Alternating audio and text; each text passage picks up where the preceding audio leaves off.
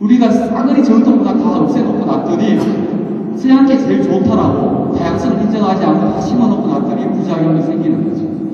이제서야 한국만이 갖고 있는 게 무언가를 찾아서 그게 공연이 됐든 경제가 됐든 접목을 하려고 합니다. 마찬가지로 아프리카 것도 내가 필요한 그 다양성을 인정해서 우리 거화 시키는 거죠. 그게 바로 한국의 문화예요. 두 번째는 국제성. 이거는 뭐 요즘 젊은 세대들은 기회가 많죠. 한국 사람들이 외국에 자유롭게 여행을 할 수 있는 게 89년부터입니다. 여러분들은 굉장히 멀게 느끼시죠? 89년이면 저는 대학을 졸업했을 때입니다. 그때까지 여권이라는 걸 만들 수가 없었어요. 정부의 허가를 받아야 여권을 만듭니다. 외국 한번 나가려면 그렇게 어려웠고 여권 가진 사람은 특권층이었었어요. 근데 지금은 어때요? 그런 시대에 살았던 나와 우리 동료 세대들은 한국은 국적은 정으로 규정한 우리 종족이 살고 있고 삼면이 바다예요. 갈 데가 없어요. 우리의 생각이 좁아질 수밖에 없는 거죠. 우리는 변방인일 수밖에 없는 거죠. 그러다 보니까 외국에 나갈 수 있는 사람들이 정보를 독점하죠. 특권층이 되는 거예요. 그러다가 해외여행이 자유화되면서 가서 내가 책에서 봤던 세계 역사와 내가 실제로 눈으로 봤던 세계 역사가 반드시 일치하지는 않는다는 걸 느끼고 내가 책에서 배웠던 도덕과 윤리가 언제까지나 그게 일괄되게 맞다라고 할 수가 없는 거죠. 자, 그러면 우리가 그때부터 도전을 해야 되는 거예요.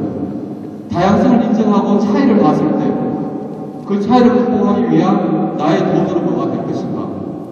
저는 전통음악을 해외 마케팅하는 걸로 20년을 살아왔습니다. 저는 딱 5년만 더 할 거예요. 평창올림픽까지만 할 겁니다. 그리고 나서 새로운 도전을 할 거예요. 전혀 새로운 도전을 할 겁니다. 그럼 한 10년 정도 더 일할 수 있을 것 같아요. 저는 뭔지는 모르지만 새로운 도전을 할 준비가 되어 있습니다. 자, 국제성. 여러분들은 인터넷이라는 공간이기 때문에 정말 어려운 것들을 다 찾아볼 수 있어요. 물론 지식과 정보는 달라요. 정보는 여러분들이 원하면 찾아갈 수 있어요. 정보가 가진 사람이 독점했던 사람이 이길 수밖에 없는 게 외국 공연을 가려고 하는데 뮤지컬을 하고 싶은데 뉴욕에 가서 브로드웨이에서 뮤지컬을 못 본 사람은 뮤지컬 만들기 힘들겠죠. 예전에는 실제로 가서 보지 않으면 내가 못 봐요. 요즘은 유튜브를 통해서 다 봐요. 엄청난 비용이 증감되죠. 여러분들 이메일로 외국에 보내면 따만한 사진, 동영상 파일 쫙 보내죠. 외국은 좀 늦지만 제가 이 일 처음 했을 때 외국에 사물놀이와 관련된 사진하고 하려면 편지를 써요. 텍스트도 이제 막 들어올 때요. 편지를 써서 사진을 해서 우편으로 보내고 가는데 일주일. 걔들 확인해서 나한테 답장해주면서 또 일주일. 3주가 걸려요. 사진 하나 보내는데. 그럼 일을 굉장히 오래전부터 준비를 해야 돼요. 지금 사진 하나 보내는데 5초면 되는데 3주를 5초 안에 줄 수 있게끔 기술이 해결해 줬어요. 이제 정보가 독점이 안 돼요. 어디 가서 아는 척 하려고 그러더라도 이제 겁이 나죠. 저 사람 얘기가 맞나? 인터넷 정보 다 나와요. 그죠? 예전에는 모르기 때문에 내가 어디 가서 적당히 거짓말하고 사기 좀 치더라도 못 켜요. 요즘은 안 되죠. 금방 나오니까. 자, 그런 것들은 쉽게 해결돼요. 그런데 지식은 그렇지가 않아요. 정보는 여러분들이 받아들일 수 있지만 지식은 내가 노력하지 않으면 절대 찾을 수가 없어요. 여러분들이 공부를 하게 되면요, 내가 하는 공대 공부 또는 물리학 공부 이런 게 아닌 그와 연관된 공부들이 굉장히 많죠. 여러분도 혹시 칼스의 장재선 교수가 쓴 책 읽어봤습니까? 봤어요? 이제 그 양반이 저하고 이제 같은 모임이라서 같이 공연 보러 다니는 모임이에요. 그래서 하는데 만나면 굉장히 즐거운 사람. 그 사람이 뇌과학을 연구하는 사람. 근데 그 사람이 쓴 책을 보면은 왜 우리가 인문사회적인 과학자들이 인문사회적인 공부를 해야 되는지 그 사람 책을 보면 알 수 있어요. 제가 책팔로는 아니지만 혹시 기회가 되면은 장재승 교수가 쓴 과학 콘서트 이런 책이 있어요. 그런 책을 한번 사서 읽어보면 통합적인 사고, 학문의 융합이라는 게 어떤 건지에 대해서 조금씩 감을 잡을 수 있을 것 같아요. 랭귀지, 말. 요즘 젊은 친구들 참 영어 잘해요. 그죠? 우리가 참 부끄러워요. 저는 1년 중에 한 4개월을 외국을 돌아다닙니다. 한 4개월 다니는데 웬만한 비즈니스 영어로 하죠. 저는 뭐 콩글리시 수준보다는 조금 더 잘한다고 생각할 정도로 영어를 해요.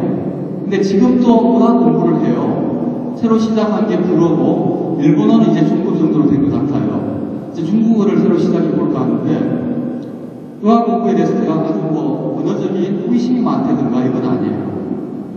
그런데 실제로 아까 제가 뭐 프랑스 얘기를 많이 하는데 프랑스의 일과 관련된 사람들을 만나고 계약서 쓰고 도장 찍고 하는 거는 그냥 영어로 해요. 그런데 정말 이 사람들하고 지나고 싶으면 불어를 해요. 되겠더라고요.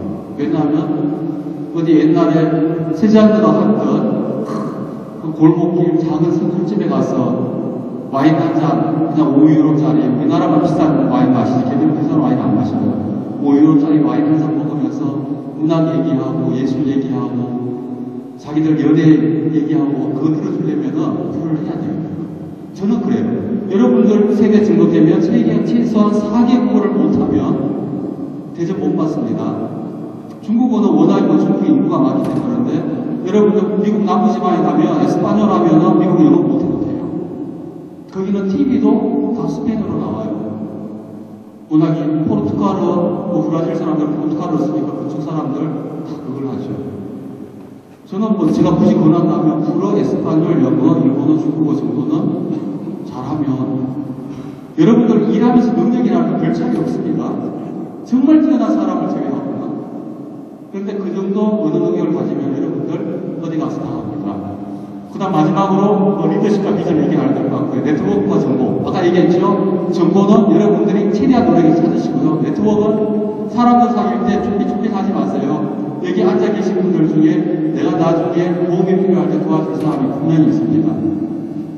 저는 집에 들어가면 밤 12시부터 2시까지 하는 일이 뭐냐 하면은 전 세계에 있는 나와 관계됐던 사람들한테 이메일 보내는 걸 10년 동안 하고 있습니다. 그 네트워크가 저 재산입니다. 어떤 일이 터져도 나는 그 사람들한테 도움을 청할 수가 있습니다. 그 네트워크가 정보보다 사실 더 중요합니다. 네트워크가 정보까지도 가져다 줍니다. 그래서 우리 학생들은 뭐 제가 여러 가지 얘기했지만 정의하자면 네트워크 안에서 정보 많이 가지시고요. 항상 도전하시고 그 다음에 나와 다른 생각들, 나와 다른 문화들에 대해서 호기심을 가지고 그걸 내 걸로 만들려고 하는 공부와 노력을 하시라는 부탁을 드리겠습니다. 이상으로 마치겠습니다.